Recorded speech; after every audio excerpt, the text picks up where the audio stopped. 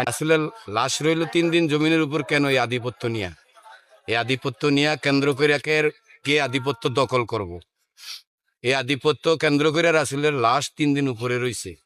আধিপত্য রইল এইটা, যেন 4 খলিফার ভিতরে কে প্রধান খলিফা হইব, আগে প্রধান খলিফাটা কে আগে হইব, সেইটা নিয়ে আধিপত্যের জন্য এই কুনাকাটা এগুলো নিয়ে 3 দিন লাশ উপরে রইছে। যখন মা ফাতেমার কাছে আসছে হরজত আলী, আয়সা জিজ্ঞাসা করলো যে এই কাহিনী এমনি এই হবে, কয় তোমরা আধিপত্য নিয়া কে বড় হইবা ছোট হইবা এগুলা নিয়ে তোমরা শুরু করছো, রাসূলের দাপনের ব্যাপারে তোমরা কিছু করো নাই এখন পর্যন্ত, তোমরা আধিপত্য নিয়ে রাখছো, তোমরা কিসের আধিপত্য চাও? তোমরা তো আমার হোসেন যে আছে হোসেনের যোগ্যও নেই, তোমরা তোমরা কিসের আধিপত্য এত করো?